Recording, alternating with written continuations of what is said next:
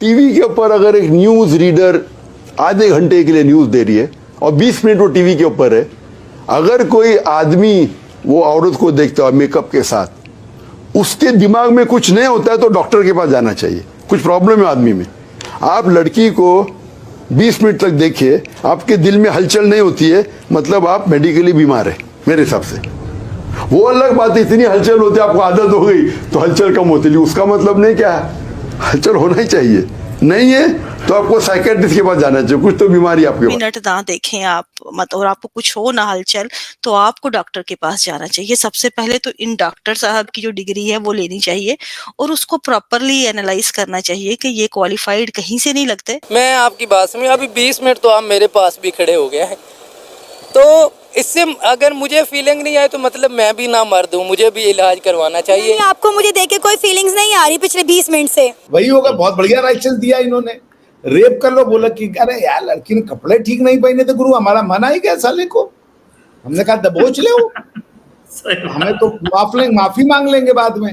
यही फर्क है, जो एक डॉक्टर हो के ब्रेन की साइंस को इस तरह ट्विस्ट करके वो औरत और मर्द को सिर्फ एक भूखे कुत्तों की माने दिखा रहा है। आप सोचिए वो कहाँ खड़ा है और क्या कर रहा है। इसको बुला के सबसे बड़ी गलती की है इन्होंने यहाँ पे। ठीक है, ये इंडिया में ही रहता क्योंकि ये उनका ही आदमी है। इंडिया से भागा, वो इंडिया तो रेस्ट करने पे है इसको। लेकिन ये उधर ही रहे, उनसे लोगों से मार खाता तो अच्छा रहना। अच्छा, इंडिया से मार खाता तो अच्छा रहना। ठीक है। फर्स्ट ऑफ ऑल अगर वो बंदा कह रहा है कि मेरे पीछे 12 कंट्रीज हैं, 15, हाँ चले 15 कंट्रीज हैं, 15 छोड़ के मैं कहती हूँ 20 भी हो जाए, लेकिन वो पाकिस्तान में ना आए, क्योंकि पाकिस्तान को उसने इतना डिग्रेड कर दिया। मैं चाहती हूँ कि वो पाकिस्तान में ना ही आए तो बेहतर है। ये खवातीन को लेकर ऐसी ऐसी गंदी स्टेटमेंट दे रहे हैं जिस पर पाकिस्तान की अवाम आग बगोला हो गई है। बहुत सारे मौलाना ने तो जाकिर नाइक पर फतवा भी लगा दिया है। शिया भी इनके खिलाफ हैं, बरेलवी भी खिलाफ हैं, और कुछ देवबंदी, दारुल उलूम देवबंद का भी एक फतवा है इनके खिलाफ। चाहे पीडोफेलिया के हवाले से हो, चाहे खवातीन का ये जो अभी आप सुन रहे थे कि अगर कोई खातून, मैं भी इस वक्त आपके सामने प्रोग्राम कर रही हूँ, तो 20 मिनट से ज्यादा देखने के बाद अगर किसी जो अल्फाज उन्होंने अदा किए, मैं भी कह देती हूँ कि अगर हलचल नहीं हो रही है तो आप फिर बीमार हैं, क्या है। जनाब 12 साल की 3 बच्चों को कह रहे मैंने इनको अवार्ड नहीं देने, ये मेरे नाम है, मतलब क्या मैसेज, मतलब आपका 12 साल की लड़की को देख के भी ठरक जाग जाएगा।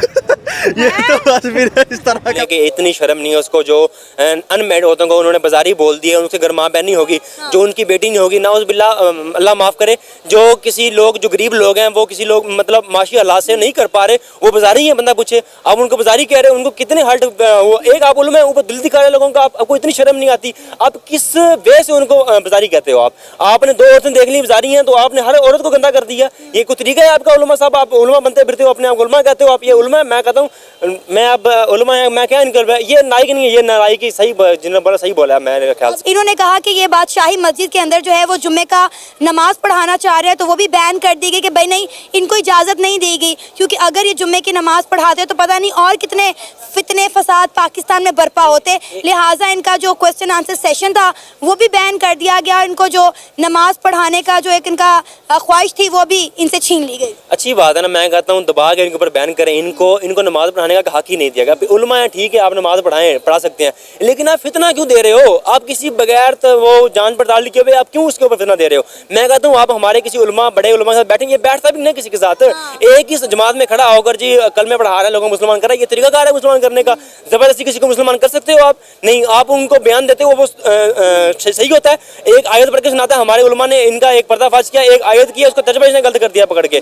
मैं कहता हूँ एक किसी हमारे उलमा के साथ बैठे, ये 1 to 1 फेस करे, इनको दबा के ना बाहर निकाल देंगे, इसकी औकात दिखा देंगे पकड़ के। ये उलमा है, ये फितना फैला हुआ है। एक ये हो गया देवबंद का, एक जो कराची में और है उसने भी फितना किया हुआ है। एक और बंदा है जो क्या कहते हैं, वो कहता है मैं जी न्यूट्रल हूँ, वो क्या नाम है उसका यार, अली मिर्जा साहब, मिर्जा इंजीनियर साहब। मैं कहता हूँ तीनों एक किस्म के बस लाख। इंडिया ने सही निकाला है इनको, इंडिया ने बेस्ट ऑफ किया इनके लिए। अब पाकिस्तान से निकालेंगे, मैं कहता हूँ धक्के हमारे, इनको नसीहत है, ये कुछ पढ़ के लिख के तो हैं।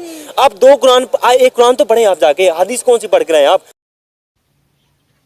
अच्छा, ये क्या कह रहे थे, सूरह नूर की कौन सी आयत है ऐसी? ये तो ऐसी तो कोई आयत नहीं है सूरह नूर की। अब वो सूरह नूर की आयत है या नहीं, इससे हट के असल जो मौजू ये है कि वो जिस एक डॉक्टर ये बात कर रहा है, एक मेडिकल डॉक्टर जो अपने आप को डॉक्टर कहता है ओपनली कि मैं डॉक्टर हूँ और मेरे पास मेडिकल का नॉलेज है, वो एक डॉक्टर होते हुए क्या प्रमोट कर रहा है? 1400 साल पुराने वाले नुस्खे, जिस वक्त ना कोई साइंस थी, ना तहकीक थी, ना कोई इल्म था।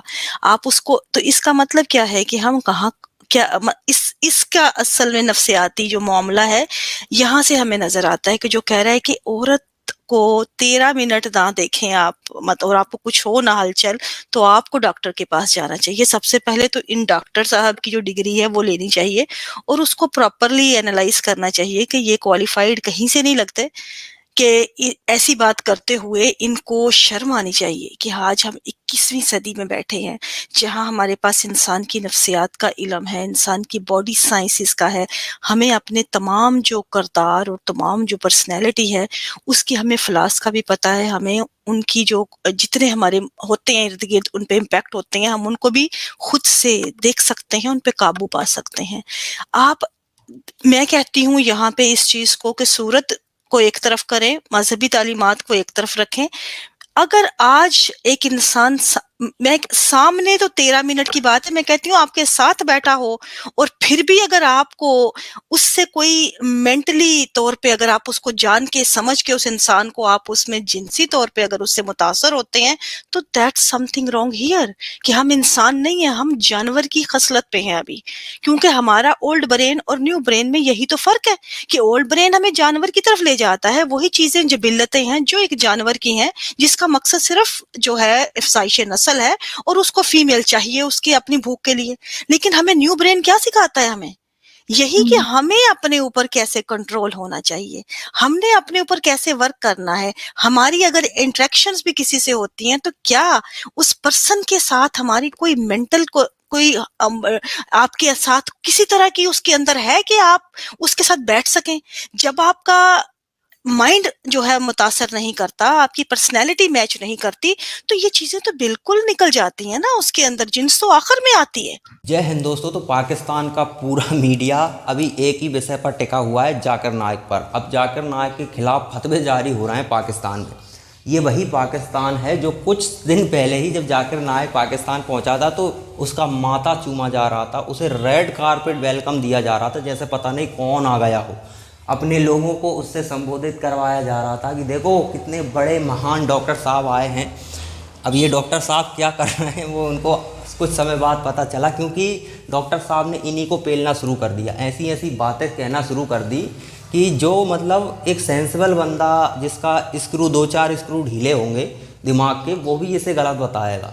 लेकिन अब सोचिए किस लेवल का होगा ये जाकिर नाइक, और उसे रेड कारपेट वेलकम देकर क्या साबित करना चाहता था पाकिस्तान? इंडिया को जलाना चाहता था, कि इंडिया को बताना चाहता था कि तुम्हारे देखो तुम्हारे देश से भागा हुआ ये तुम्हारा दुश्मन, उसे हम रेड कारपेट वेलकम देंगे, उसे हम मदद देंगे, वो तुम्हारे खिलाफ साजिश करेगा। ये वक्त नहीं है भारत के खिलाफ साजिश करने का बॉस। अमेरिका भी नहीं कर पा रहा है, वो भी बहुत कोशिश कर रहा है अमेरिका साजिश करने की, लेकिन वो भी पूरी तरह से सफल नहीं हो पा रहा है। पाकिस्तान जो अमेरिका का गुलाम है वो क्या साजिश करेगा जिनके पास खुद के पास खाने को नहीं है। आपकी देखिए आइडियोलॉजी वही है, जाकिर नाइक जैसे लोगों से ही आप मानते हो। आपने जाकिर नाइक को बुलाया था तो उससे पहले उसकी स्पीच सुन लेते, वो तो जो पहले बोलता था वो ये भी बोल रहा है, उसमें कोई फ़र्क थोड़ी ना आया है। वो तो अब आप सोच रहे थे कि यहाँ आकर हमारे हिसाब से बोले, इंडिया के खिलाफ बोले, आपने ऐसा उम्मीद की होगी, लेकिन उसे तो जो बोलना है वही बोला उसने। अब जो कुंवारी लड़कियाँ हैं उन्हें बाजारू बता रहा है वो, तो आपको बुरा लग रहा है। बुरा नहीं लगना चाहिए, आपने उसे रेड कारपेट वेलकम दिया है, माथे चूम रहे थे, महान बता रहे थे, उसने लड़कियों को अवार्ड देने से मना कर दिया, तब आपकी बात समझ नहीं आई। अब फतवे जारी कर रहे हैं उसके खिलाफ। अब फतवे जारी करने से होगा भी क्या, वो तो अपना काम करके निकल लिया। अब पूरी दुनिया में आपकी फजीयत हो गई कि आप लोग मतलब, अब आप बताइए कि जाकिर नाइक को आपने बुलाया, रेड कारपेट वेलकम दे रहे हो, तो उसके बैकग्राउंड के बारे में आपको पता नहीं है क्या कि क्या करता है? आपको लगा कि यहाँ आके वो सिर्फ इंडिया के खिलाफ बोलेगा, उल्टा वो इंडिया की तारीफ करने लगा कि इंडियंस होते तो मुझसे सामान नहीं उठवाते, ये नहीं करते, पैसे नहीं लेते वगैरह वगैरह, इस तरह की बातें उसने कही। आज तो सोशल मीडिया का ज़माना है, वीडियो वायरल होने में समय नहीं लगता, वो सारी वीडियो निकल कर उसकी बाहर आ गई। तो तुम्हारी तो वो फजीयत कर रहा है। इनको लगा था कि जाकिर नाइक को बुलाएंगे, यहाँ आकर भारत के खिलाफ ये जहर उगलेगा, क्योंकि इनका मेन टारगेट तो भारत ही है। ये तो सब बाकी का चूरन बेचते हैं अपनी आवाम को, और दुनिया भर में चूरन ही टिका रहे हैं। इनको तो पता है कि जो भारत का विरोध करेगा उसे बुला लो, वो यहाँ पर भाषण देगा तो भारत कुछ रिस्पॉन्स देगा, क्योंकि अभी तो पाकिस्तान से डॉक्टर एस जयशंकर साहब ने कह दिया कि पाकिस्तान से बात करने का ही समय समाप्त हो गया। पाकिस्तान को तो इग्नोर कर दिया भारत ने पूरी तरह। तो इनको लगता है कि किसी तरह से भारत का ध्यान थोड़ा बहुत ही आकर्षित हो तो दुनिया में लगे कि नहीं पाकिस्तान भी कोई चीज़ है, क्योंकि अब पाकिस्तान कुछ भी कहता रहा है, कोई रिस्पॉन्स ही नहीं मिलता दुनिया से। पैसे कोई दे नहीं सकता, पैसे कैसे दे सकते हो आप? अब आप बताइए कि आप कितना भी पावरफुल कंट्री क्यों ना हो, अमेरिका के आसपास जो देश हैं उन्हें इन्फ्लुएंस कौन कर सकता है? कोई नहीं कर सकता। वहाँ जाकर आप सोचो कि अमेरिका से उन्हें काट दिया जाए, फिर अमेरिका आपके खिलाफ साजिश करेगा। आप अमेरिका से लाखों करोड़ों का बिजनेस कर रहे हो और अमेरिका के पड़ोसी देश में जाकर उसे हथियार दो, ये चीज़ें दो, तो फिर पैसा दो, उसकी मदद करो, वो अमेरिका के लिए थ्रेट बने, तो फिर अमेरिका क्या करेगा? अमेरिका आपका दाना पानी बंद कर देगा। जो पैसा आप अमेरिका से करा रहे हो जीरो हो जाएगा। तो वही भारत का मामला इस समय। पहले सरकारें निकम्मी हुआ करती थी भारत में, तो वो क्या होता था कि हम दुनिया भर से ट्रेड भी कर रहे हैं और जिन्हें हम लाखों करोड़ों दे रहे हैं वो पाकिस्तान को भी दे रहे हैं, खुलेआम पाकिस्तान को दिया जा रहा है। पाकिस्तान यहाँ पे आतंकवाद फैला रहा है। लेकिन अब सरकार बदली, सरकार बदलते ही सीधी सी बात है, कुछ समय तो अब समझने में लगता है प्रधानमंत्री नरेंद्र मोदी बने कुछ सालों बाद उन्होंने फिर सारी कंट्रियों से बात की कि या तो हमारे साथ बिजनेस कर लीजिए या पाकिस्तान को भीख दे दीजिए, क्योंकि आप पाकिस्तान को देते हो वो हमारे यहाँ आतंकवाद फैलाता है। यानी कि सीधा सीधा कनेक्शन आपसे है, आप हमसे बिजनेस कर रहे हो, हमसे पैसा कमा रहे हो और उसी पैसे से को आप हमारे खिलाफ इस्तेमाल कर रहे हो, क्योंकि आप पाकिस्तान को दोगे। पाकिस्तान का तो एक ही काम है, उन्होंने कभी अपनी जनता के बारे में कभी सोचा ही नहीं है। उनके पास पैसा आया तो वो तो फिर आतंकवाद के लिए ही। अब देख लीजिए दुनिया में कहीं भी कोई आतंकवादी घटना हो जाए उसमें पाकिस्तान का कनेक्शन निकलता है, तो भाई वो आतंकवादी वहाँ कैसे पहुँचा, उसे मदद कैसे मिली? पाकिस्तान के ज़रिए। अब पाकिस्तान के पास अब देखिए कि भीख मांग रही है पब्लिक की क्या स्थिति है वो दुनिया को पता है, लेकिन आतंकी को देने के लिए इनके पास पैसे होते हैं, बाकी अपनी पब्लिक के लिए कभी ये सोचते ही नहीं। तो ऐसे देश को आप प्रॉपरली मदद दे रहे हो, भारत से पैसा कमा रहे हो, तो ये अब नहीं चलेगा। भारत ने सभी को टाइट किया तो सभी ने पैसा देना बंद कर दिया। अब सीधी सी बात है, मैं किसी व्यक्ति से 1000 रुपये महीने कमा रहा हूँ, किसी व्यक्ति से, और उसका कोई दुश्मन है, उसे मैं 50 रुपये दे रहा हूँ, लेकिन अब वो व्यक्ति बेवकूफ़ है जिससे मैं 1000 कमा रहा हूँ, लेकिन उसकी जगह दूसरा उसका भाई आता है और वो बहुत समझदार है, तो वो आकर मुझसे कहता है कि आप 1000 रुपये मुझसे कमा रहे हो, 50 रुपये आप इसे दे देते हो, ये फिर उससे हथियार खरीदता है, मुझे डिस्टर्ब करता है। तो अब ऐसा नहीं होगा। अगर आपने इसे पैसे दिए 50 रुपये तो वो 1000 आपका बंद हो जाएगा। हम अल्टरनेटिव तलाश लेंगे, कहीं और से बिजनेस करेंगे, जो भी चीज़ें हैं वो कहीं और से करेंगे। तो उनको समझ आएगा, आप स्वाभाविक सी बात है, मुझे भी समझ आएगा कि यहाँ से मेरा 1000 रुपये आ रहा है, इसे मैं 50 दे रहा हूँ, जिससे कि मुझे ज़्यादा कोई मदद नहीं मिल रही, सिर्फ भारत को परेशान कर रहा है, ये दबाव डालने के काम में आ रहा है, तो इससे मेरा नुकसान हो जाएगा। इसे 50 फिर मैं कहाँ से दूंगा, 50 भी नहीं दे पाऊँगा, उल्टा ये 950 और चला जाएगा। तो ये समझ में आया सऊदी अरब, यूएई, बाकी की अमेरिका जैसी कंट्रीज़ को। हालांकि अमेरिका ईरान के चक्कर में कुछ मदद दे देता है गुप चुप में, लेकिन ज़्यादा मदद नहीं दे पाता भारत के कारण। तो ये चीज़ें हुई।